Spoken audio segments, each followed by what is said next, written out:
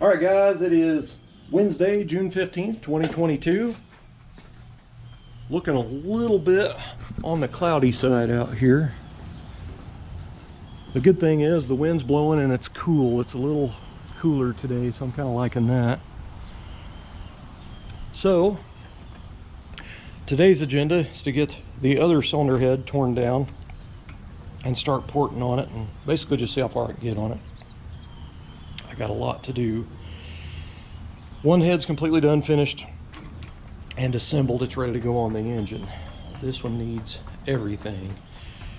So it cleaned up pretty good on the degreaser, and you know it's going to get a cleaning again, but the brunt of the heavy stuff is pretty much off of it. But these are going to take a lot of cleaning like the others did. But this is the one that has the bolt broke off in the cylinder head right here. So it was actually, the truck was running and driving with this already broken off, so there wasn't anything in it before. So I've seen guys stick a nut up here and try to weld that to the nut. And I don't know whether to try that or not, because I don't want to knock some of the edge of this off with the heat or the weld blowing it out or something. I'm a little nervous, but it might be a good idea because it'll get it, you know, pretty hot just trying to weld it on there, and it might actually take it out. So I just don't know whether to try it or not. I would probably be better off just drilling it and tapping it. It is going to be pretty scary though.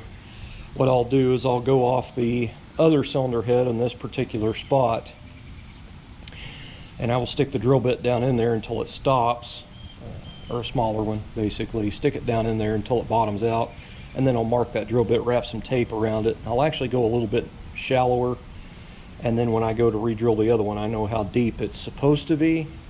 That way I don't drill through something and fry the whole head. So I think that's what I'm going to do. But right now I need to disassemble the head. I got to take off the rocker arms and valve springs and valves and all that stuff. So what I need to do right now is actually hang, and I already wrapped the other head up in a trash bag over there, so I need to take that back loose from the trash bag and take them rocker arms and stick back on there. Alright guys, so I got this other cylinder head all tore down, getting ready to start my port job, and I noticed this one has been drilled and pinned on the studs. These are press-in studs from the factory, and this is kind of a inexpensive way to keep the studs from pulling out when you run a high lift cam.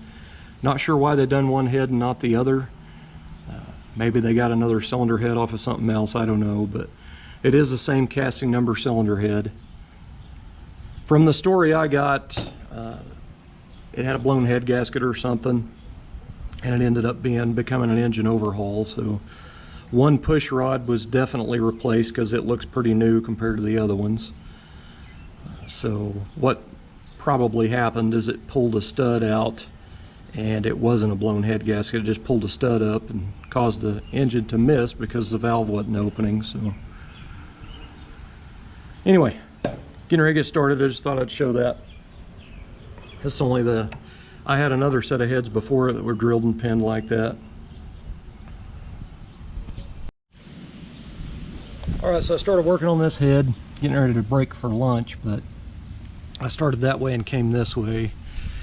But I didn't show this on the video of the other head, but this is the exhaust opening, and it's, I don't know if you can see that, there is a raised section all the way around on this thing.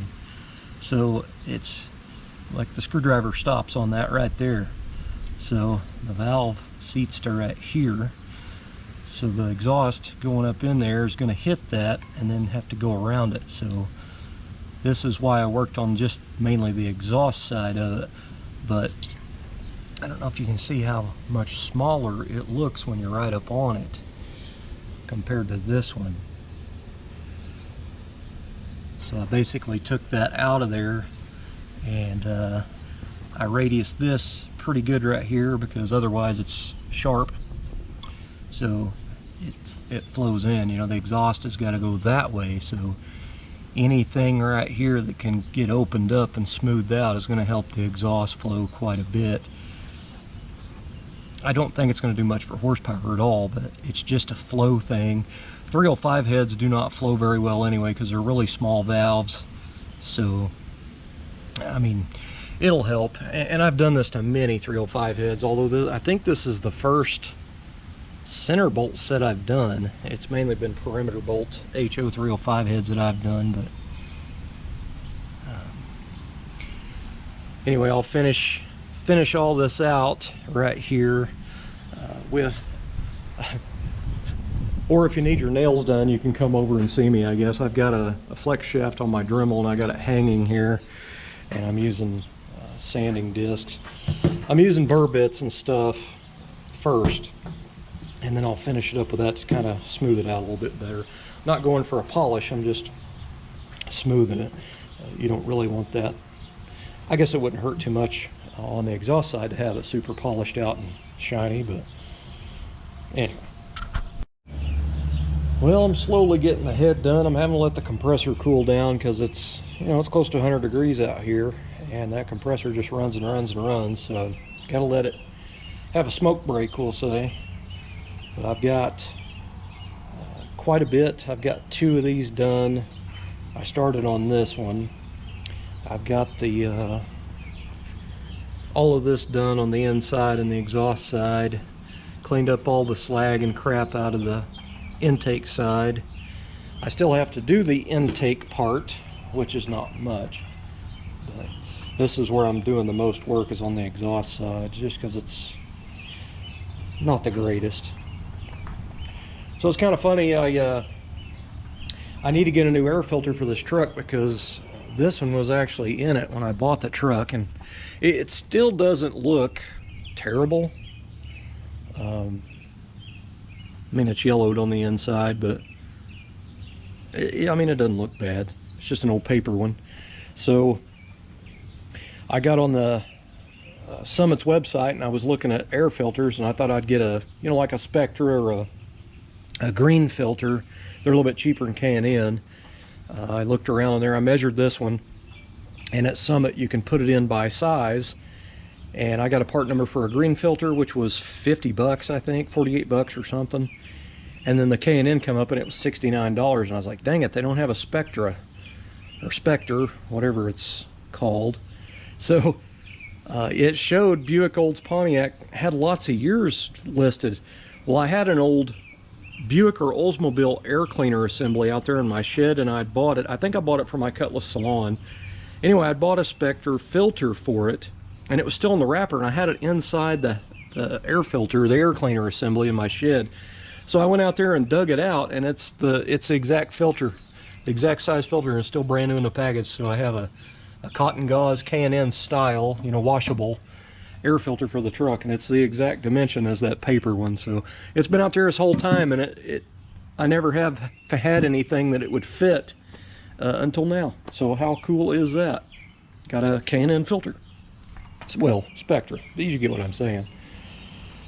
So I decided I probably better go ahead and mow. The grass is already pretty high. I might have to slow the mower down a little bit or it'll kill it. My tires always go flat on my riding lawnmower, things from like 1992 or 93. It's an old Craftsman, and actually a friend of mine gave it to me in the early 2000s after his dad passed away. That thing, I will change it every year, and it's still going strong, but I do maintain it. But all 4 tires are dry rotted, and I have to air them up every time I mow. I mean, they hold for a day or two and then they go flat. I planned on a couple of years ago buying new tires for it, but the tires and stuff were very expensive, so I thought, you know, for free I'll just air them up. So I'm doing my usual routine. I'm getting ready to fill up my air tank so I can air up my tires, and I just noticed this. So this is 125 PSI max discard after 6/10/2012. I'd say that dude's out of date by about 10 years. I bought this new at Walmart, I don't know, probably back in 2000, early 2000s, I think. I didn't know they had dates on them. That's crazy. So I guess it would just split or something, I don't know. Oh well.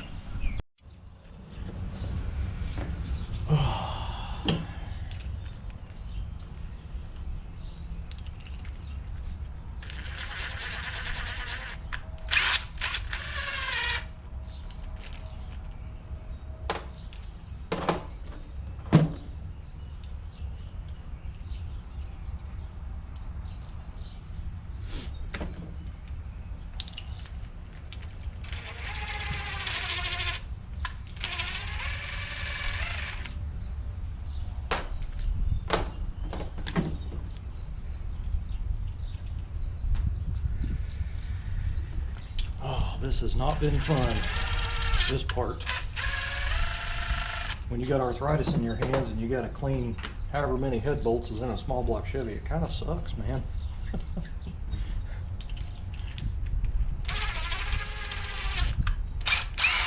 So I guess I enjoy working on stuff, but there's some things that I don't enjoy too much. I don't enjoy as much as others, we'll say that. This is definitely one of them.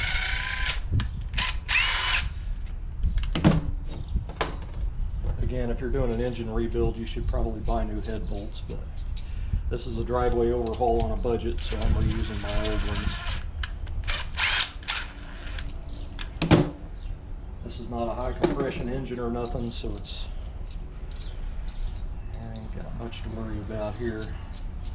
I think the biggest thing, if you're going to reuse your old ones, you need to make sure they're cleaned and at least make sure the threads are cleaned back up, and definitely do the ones in the cylinders or the engine as well, because if this stuff goes in kind of rough and harsh, it'll give you an incorrect torque reading.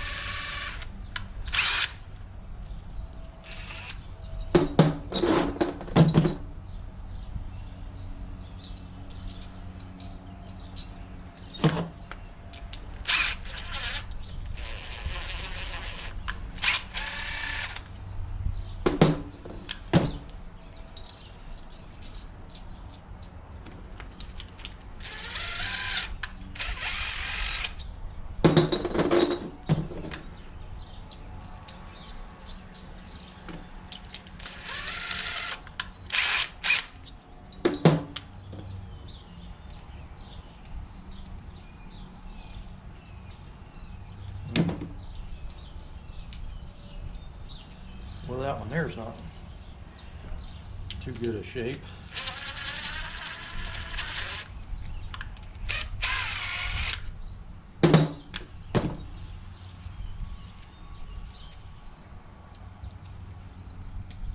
Man.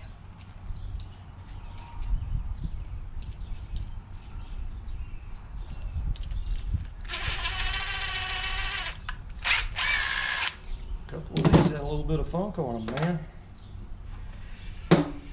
All right.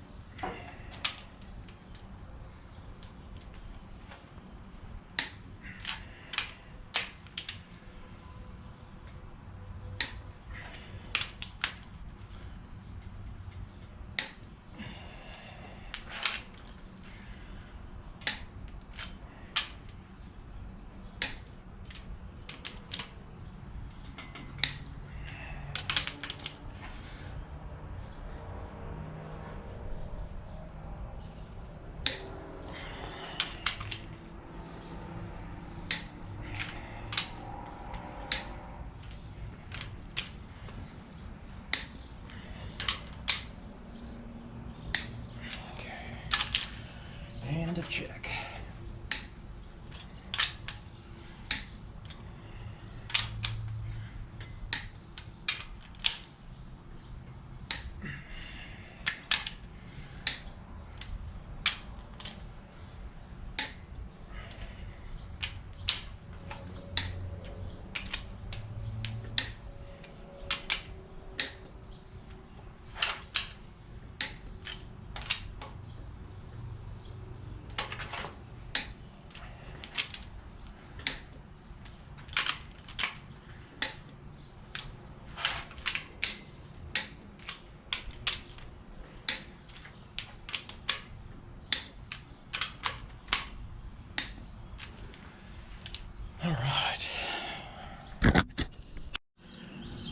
I got my freeze plugs out, and I got my freeze plug installer tool here, which is just a socket, but it has this radius spot in it that fits that perfectly down in there.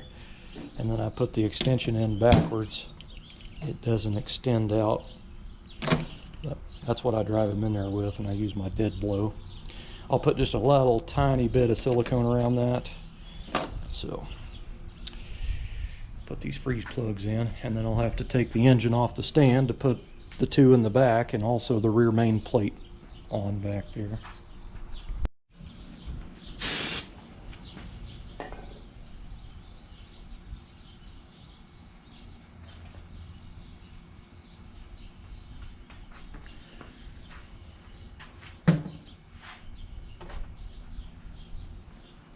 So I took a little, I don't know if it was 180 or 220 piece of sandpaper and kind of cleaned around on where the freeze plug goes. Right now I'm using carb cleaner, cleaning up the surface, and I'm just using the silicone that came in the Fel-Pro engine gasket set. I'm just putting a light little bit on there. I don't like putting a bunch of silicone on them freeze plugs. Now, if you're going to do freeze plugs in your car, in your small block, some of them at the parts store say made in China, real giant on there. So small block Chevys have these two on the front that are facing the front of the car. So when the hood's up, that's all you see is made in China on your small block Chevy. So luckily this Dorman kit I bought says pilot seal in it, and it just has a patent thing on it and numbers. It actually came in this kit right here, but it's the whole thing. It comes with all your plugs and everything. That is actually the part number right there, 557-001. So I'm going to put just a little bit on here.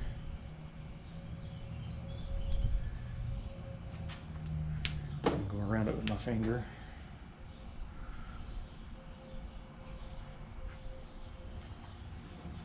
Kind of works as a little bit of a lubricant when you're putting it in there as well. So I will put it to where the words are straight up and down with the engine, when the engine's upright anyway. It'll be close enough, we'll say, instead of having them all upside down and stuff. Little OCD thing there.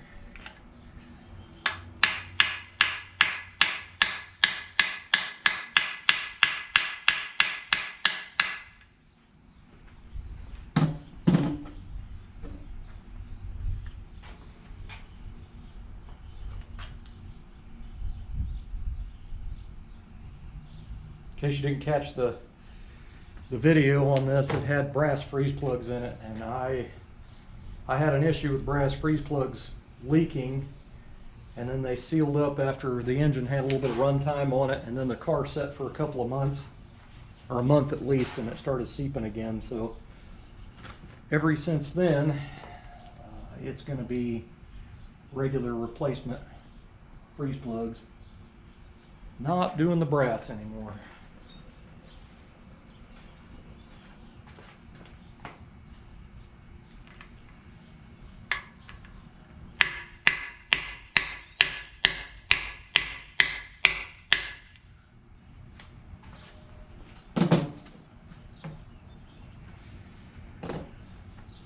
So I got two more to go back here, but I can't put them in until the engine's off the stand, so I'll have access to get back there. But I have to take it off the stand and put the rear main seal plate on anyway. That is progress, man. Got a little bit done there.